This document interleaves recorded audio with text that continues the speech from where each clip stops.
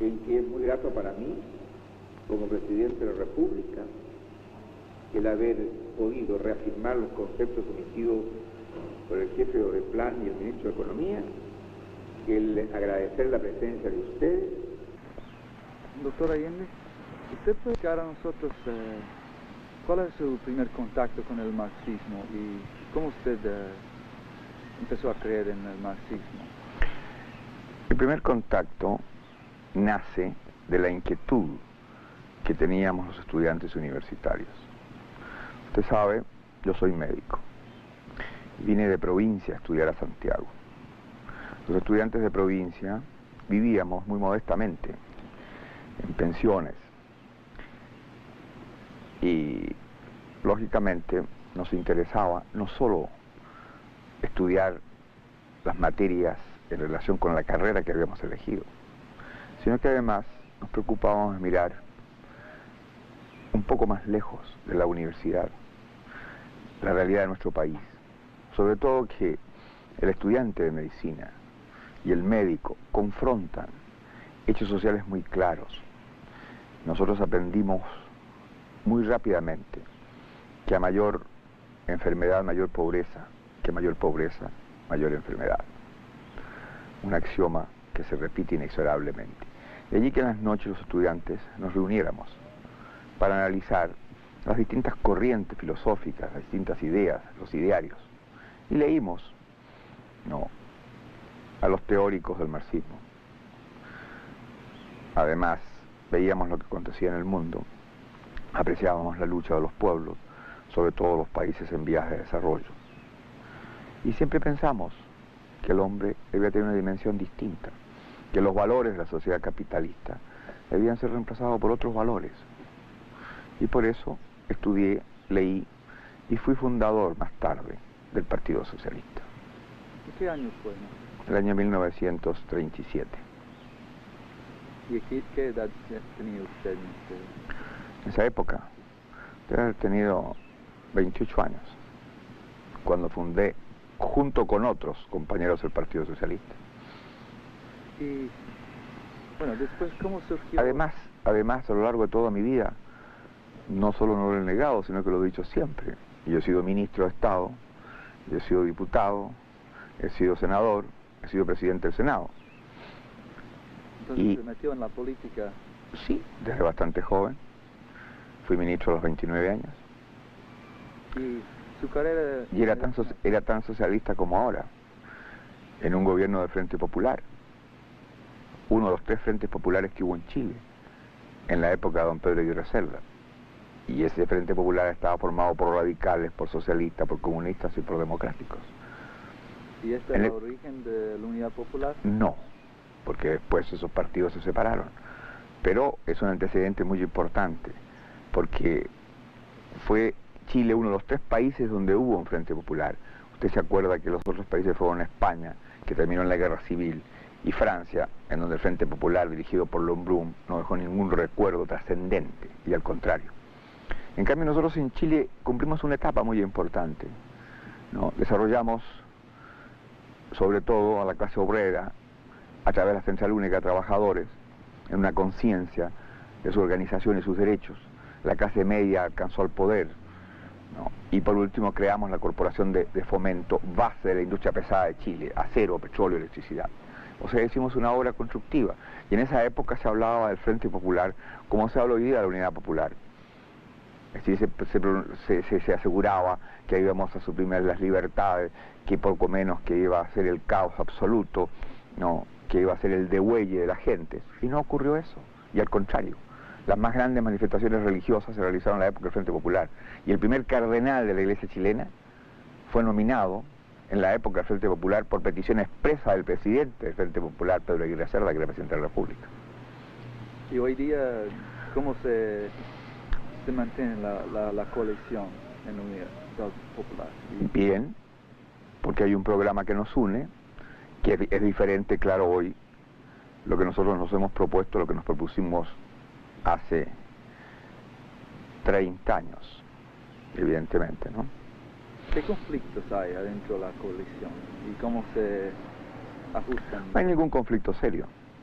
Hay apreciaciones respecto a la táctica a seguir, al ritmo, pero no hay ningún conflicto serio, porque no nos hemos salido en absoluto del programa de la Unidad Popular. Por ejemplo, parlamentarios radicales han hecho observaciones respecto a un funcionario de una provincia que tiene un criterio determinado frente a cómo debe hacerse la reforma agraria, ¿no? También han dicho que en determinados sectores de Chile, grupos que no son de la Unidad Popular estarían estimulando la toma de fondos de predios agrícolas más chicos que la cabida que la ley establece como derecho de los propietarios que trabajan bien sus tierras. Pero usted comprende que eso no puede decir que es una norma. Además nosotros, y yo personalmente he establecido, que la reforma agraria la demos dentro de la ley de la reforma agraria, y que de ninguna manera vamos a aceptar, que se proceda en forma arbitraria. ¿Estos grupitos son izquierdistas, independientes o...? Hay que considerar dos cosas. Puede ser grupos de izquierda que no han madurado políticamente, ¿no? O bien campesinos, o bien, en el caso de Cautín, mapuches, a quienes sus tierras le fueron robadas hace muchos años, que han vivido con media hectárea de tierra, ¿no? Raza desconocida, negada, ¿no? Degradada física y moralmente. Tiene una serie de factores que influyen, y usted comprende que para ellos se abre una posibilidad.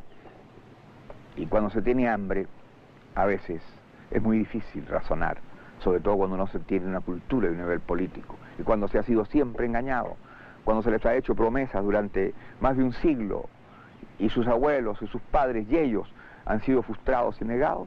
Lógicamente esa gente, ¿no?, está premiada por una realidad brutal, que es comer todos los días. Pero de allí a creer que hay un clima que va a provocarse un caos, no. Primero porque nosotros tenemos autoridad, y no solo la autoridad que emana de la ley, sino de la autoridad moral, la influencia que tiene el movimiento popular, y que tengo yo personalmente. Porque usted lo ha visto, usted lo sabe, usted ha estado en actos públicos, en concentraciones. Y además creo yo que los indios no se mueven si ellos no tenían confianza en el gobierno popular. Evidente, ¿no? Evidente. Es decir, la conciencia de ellos despierta un poco con el triunfo de la Unión Popular. ¿Cómo ellos van a mantener su propia cultura? Bueno, nosotros consideramos que el problema de los araucanos, de los mapuches, es un problema que no puede solo solucionarse en función de la reforma agraria.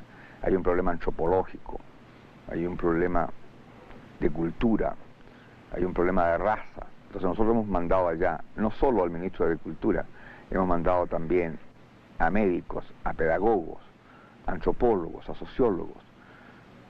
Pero no es un problema de un día, usted se da cuenta.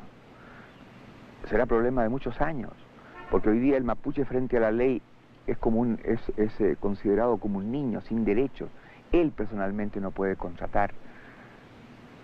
Entonces esa situación no puede variar de la noche a la mañana. Necesitamos el tiempo suficiente para poder borrar del espíritu, de la mente de esa gente lo que estaba sucediendo más de 100 años. Sí, fuimos a una reunión en Temuco con Claro. David Beitelman y los mapuches, y ellos refieren siempre a los chilenos. Evidente. Ellos llaman a los huincas, a los blancos. Pero no es un problema que pueda decir que es agobiante para Chile. Es un problema importante, pero no agobiante. Usted habló de la reforma agraria. Sí. Y hay muchas personas que hablan de la reforma agraria si era la cosa más importante en el programa de la Unión Popular. ¿Es verdad o no? No, la reforma agraria forma parte de un plan del desarrollo económico y social de Chile. Pero es importante porque este país tiene tierras que permitirían alimentar no a 10 millones, sino a 20 o 25 millones de habitantes. Sin embargo, Chile es un país que tiene que importar todos los años carne, trigo, grasa, mantequilla y aceite por un valor, vea usted, de 140 millones de dólares al año. Entonces, ¿cómo es posible? Y además, el 47% de la población está subalimentada. Yo soy médico, usted lo sabe, Landau. Lo he dicho, lo he escrito hace muchos años. Hoy en Chile hay 600.000 niños chilenos retrasados mentales porque no se alimentaron lo suficiente los primeros 8 meses de su vida, porque no han recibido las proteínas necesarias. De ahí nació el medio litro de leche, que no es la solución definitiva, pero es un aporte, es algo positivo. Lo definitivo está en qué, en el cambio de existencia de sus padres, en la estructuración efectiva de una familia. Entonces la reforma agraria es parte de un proceso, y ese proceso, ¿no?, tiene como base esencial, primero, recuperar las riquezas fundamentales de Chile para los chilenos. No se trata, ¿no?, de apropiarse, de usurparle las cosas a las compañías dueñas, por ejemplo, del cobre, pero sí se trata de decir, bueno, señores, ¿cuánto invirtieron estas compañías? ¿Cuánto han sacado? Yo le puedo decir a usted que estas compañías en 42 años se han llevado de Chile 3.800 millones de dólares. Y su aporte inicial, ¿serían cuántos? ¿Serían 10 dólares? ¿10 millones de dólares? Cálculos no exagerados establecen que de Chile han salido, ¿no?, en algo así como 60 años, 9.800 millones de dólares. Vale decir, el valor total del capital social de Chile acumulado en 400 años. Un Chile ha salido por sobre nuestras fronteras. De ahí entonces que nosotros planteamos el derecho a nacionalizar nuestras riquezas, porque además hemos sido exportadores de materias primas. Y usted sabe perfectamente bien lo que ha pasado en el mercado internacional. Hoy día, para comprar lo mismo que se compraba hace 10 años, tenemos que entregar mucho más materia prima. Entonces, somos países que vendemos barato y compramos caro, porque pagamos los artículos manufacturados, donde está el salario y el sueldo de países donde la gente tiene un nivel muy alto. Entonces, ¿qué queremos nosotros? Queremos aprovechar los excedentes de la economía chilena para desarrollar, ¿no?, nuestra economía y poder solucionar los problemas esenciales. Por ejemplo, voy a poner un antecedente. Yo fui ministro de Salud Pública, don Pedro Aguirre Cerda. Estoy hablando del año 40. Hice la primera exposición de la vivienda que se ha hecho en Chile. En esa oportunidad, los técnicos, ingenieros y arquitectos señalaron que faltaban en Chile 320.000 viviendas. Han pasado, imagínese usted, del año 40 hasta ahora, 31 años. Pero hoy día no faltan 320.000 viviendas. Hoy día faltan 440.000 viviendas por el aumento vegetativo de la población. Lo mismo ocurre en la educación, lo mismo ocurre en la salud, lo mismo ocurre en el trabajo. Si ningún gobierno ha sido capaz de solucionar estos problemas esenciales del pueblo. Pero eso no solo ocurre en Chile, ocurre en América Latina, habiendo gobiernos democráticos, pseudo-democráticos, dictatoriales. Entonces uno tiene que llegar a una conclusión muy clara. Es el régimen, es el sistema. Porque yo me imagino que todos los presidentes quieren dar trabajo. No pueden. Yo me imagino que todos los presidentes quisieran que la gente comiera. No pueden. Yo me imagino que todos los presidentes quisieran que la gente pudiera educarse. No se puede. Entonces hay que preguntarse, ¿por qué no se puede? Y la respuesta está en el régimen y en el sistema.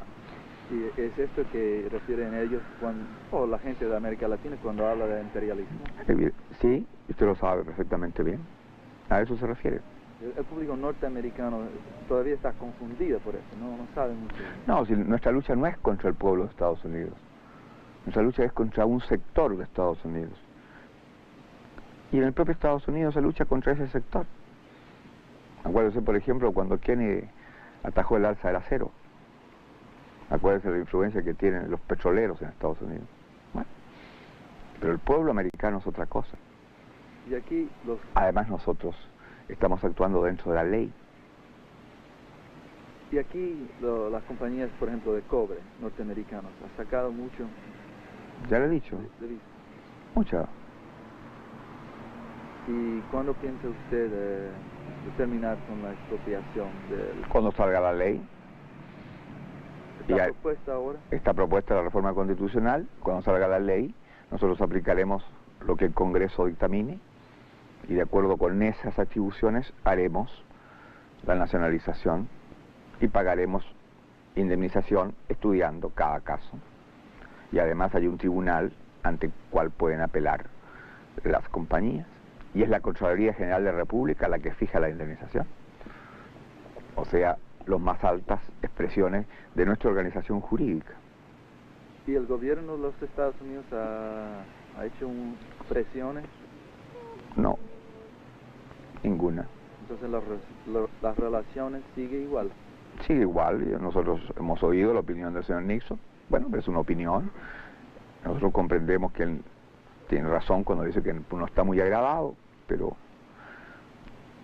nosotros somos lo suficientemente claros para ni siquiera decir eso de cualquier otro gobierno, porque respetamos el derecho de los pueblos a darse el gobierno que deseen. Somos partidarios de la no intervención y la autodeterminación. Ahora, presiones, no los hemos visto.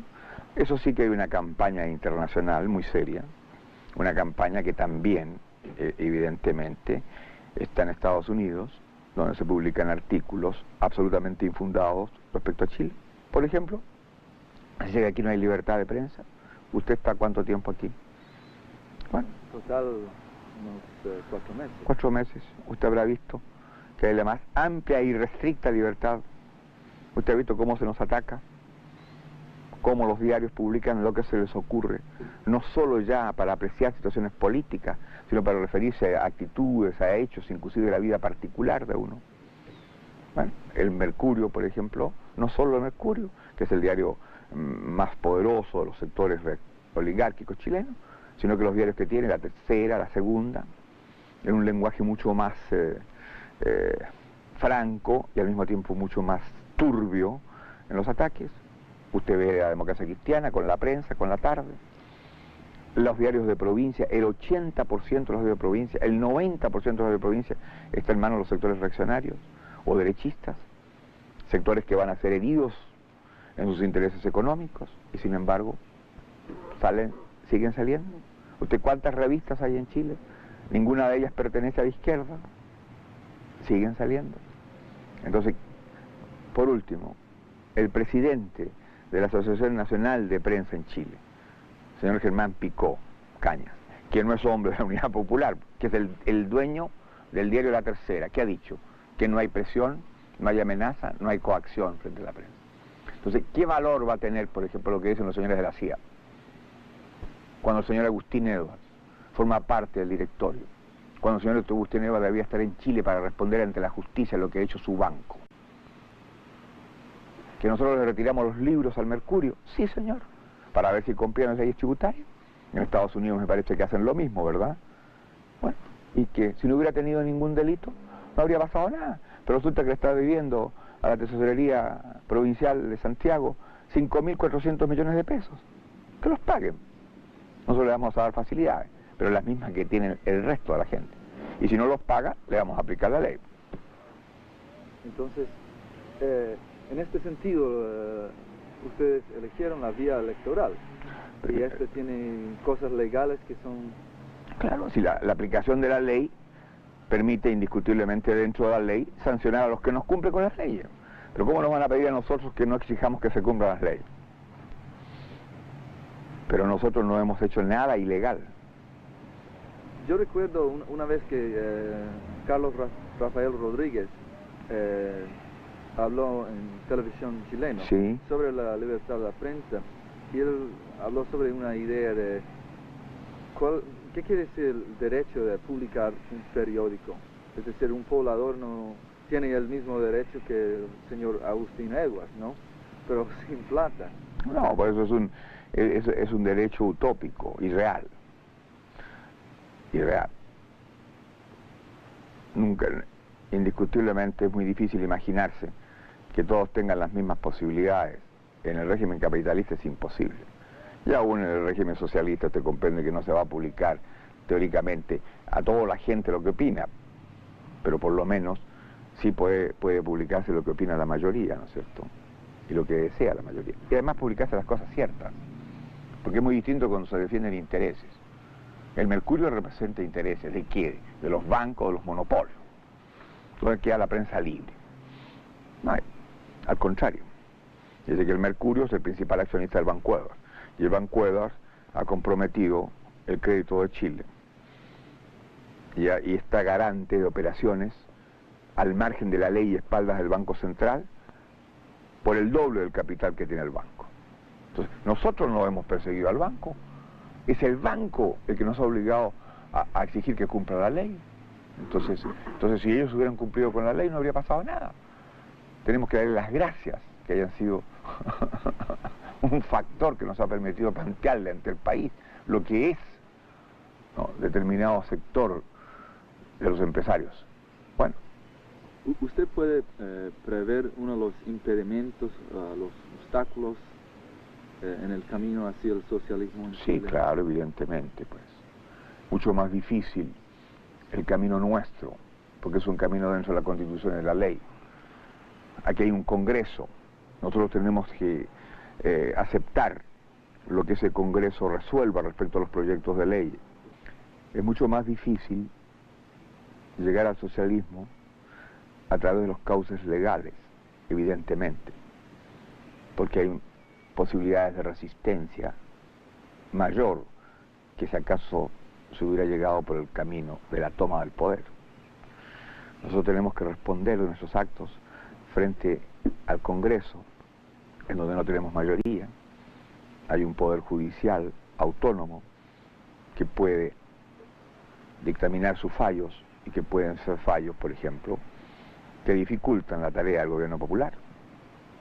Sin embargo, estamos caminando dentro de las posibilidades bien. Esperamos lograr alcanzar, no el socialismo de la noche a la mañana, yo lo he dicho muy claramente, señor Landau. No, el socialismo no se impone por decreto. Por eso que el programa de la Unidad Popular establece también que debe haber 3 áreas. El área de la economía social, el área mixta, capitales del Estado y capitales privados, y el área privada. Ahora, ¿qué hemos dicho nosotros, por ejemplo? Tenemos que impulsar el área social del Estado. ¿Por qué? Porque ahí deben estar los elementos esenciales y básicos del desarrollo económico, las riquezas fundamentales de Chile que están en poder capital foráneo: cobre, hierro, salitre. Enseguida Chile ya tiene algunas industrias importantes, como la empresa de electricidad, como la ENAP, Empresa Nacional del Petróleo. Nosotros hemos nacionalizado el carbón, el acero, pero sin dificultades. Le hemos comprado las acciones a los americanos y a los chilenos en el caso del acero, y también a los chilenos en el caso del carbón. Hemos expropiado algunas industrias, ¿no?, pero especialmente que trabajan en hilandería, en tejidos. ¿Pero por qué? Porque no cumplían con la ley, porque no pagaban los salarios, porque habían cerrado el 80% de su capacidad de producción, creando un problema social muy serio. Las vamos a hacer producir. Y la Porque una gran campaña se ha hecho en Estados Unidos respecto a una empresa que se llama Purina, que elabora alimentos para aves. Pero resulta que vamos a llegar a un acuerdo con los inversionistas extranjeros. Ellos saben que a ellos les conviene más que a nadie llegar a un acuerdo. ¿Por qué? Porque importaron maquinarias diciendo que eran de primeras y trajeron maquinarias usadas. Por lo tanto, han cometido un fraude aduanero. Entonces, eso, conocido tal como es, no lo puede aceptar ningún norteamericano. Ningún norteamericano aceptaría que un chileno, empresario, llevara a Estados Unidos maquinarias de tercera clase diciendo que eran de primera, ¿no es cierto? Entonces, ¿por qué, si ustedes defienden su país, por qué no lo vamos a defender nosotros? Este es el problema. Nada más, es muy sencillo. Nosotros queremos que se respete el mismo derecho que tienen ustedes. Ese derecho que queremos para nosotros. Nada más. Y la fuerza derechista que ha hecho las conspiraciones, por ejemplo, en el atentado sobre el general Schneider. Lógicamente, es de imaginarse que estarán esperando, ¿no?, cualquier oportunidad para expresar su resistencia a las medidas del gobierno. Por ejemplo, en el caso de los bancos, nosotros hemos dicho, compramos las acciones y la gente vende voluntariamente, porque para ella el precio que le hemos fijado nosotros es buen negocio. Bueno, si no quieren vender, vamos a pasar una ley al Congreso. La democracia cristiana en su campaña presidencial a través de Radomiro Tomic dijo siempre que ella partidaria también de que el crédito fuera nacionalizado. Veremos si cumple. Si cumple, votará favorablemente. Pero mientras tanto la mayoría de la gente está vendiendo sus acciones. Y nosotros entonces no le hemos robado a la gente sus cosas, no se las hemos quitado, le hemos comprado a un valor más alto que el valor que tienen las acciones hoy día. Bueno, en fin, entonces podemos pasar a la última pregunta. ¿Conforme? Que será sobre, bueno, dos cosas en realidad. Una sobre sus reuniones con Fidel Castro. Sí. Y un rumor de una carta que No, Fidel mandó. esa carta es absurda. Fidel Castro es un hombre que tiene un gran sentido de la autocrítica, ¿no es cierto? Y respeta a sus amigos políticos, ¿no? Y no va a mandar recetas, ni yo soy hombre que las reciba, lo cual no significa que no pueda yo aprovechar la experiencia vivida por los cubanos, pero de allí a mandar una carta diciendo, miren, no hagan esto o hagan tal cosa, no, jamás. Cada país tiene su realidad y cada país tiene sus dirigentes, y de acuerdo a esa realidad será la táctica que usen los dirigentes, en el caso concreto aquí. ¿Usted cambió opiniones con...? Sí, claro, yo he ido muchas veces a Cuba y he conversado muchas veces con Fidel Castro, conocí también y bastante al comandante Ernesto Che Guevara, conozco a los dirigentes cubanos, conozco la lucha de Cuba, sé lo que ha significado el esfuerzo realizado, lo difícil que ha sido vencer el bloqueo, lo que es, caramba, de difícil, por cierto, ¿no? Estar todos los días defendiéndose de infiltraciones, haber derrotado una invasión y sin embargo haber podido desarrollar un país que no es como Chile. Cuba era un país mucho más retrasado desde el punto de vista, por ejemplo, industrial, desde el punto de vista inclusive agrícola, solo produciendo azúcar y azúcar, e importando desde gomina hasta la suela de los zapatos. Nosotros tenemos una industria distinta, diferente, de un nivel mucho más alto. Por eso que los problemas de Cuba no son los problemas de Chile. Y Fidel lo reconoce. Evidentemente. Allá los cubanos, el único camino que tenían era ese, porque estaban frente a una dictadura. Nosotros tenemos un país así que no. Yo soy un hombre que he llegado a la presidencia después de ser 25 años senador. 25 años senador. El decano de los parlamentarios. No siendo el más viejo, el decano de los parlamentarios. Bueno, tengo una experiencia que la estoy poniendo al servicio de un camino chileno para los problemas de Chile. Nosotros aprovecharemos la experiencia venga de donde venga. Lo mismo que aprovecharemos la técnica y la ciencia venga de donde venga, pero adecuándola a nuestra realidad.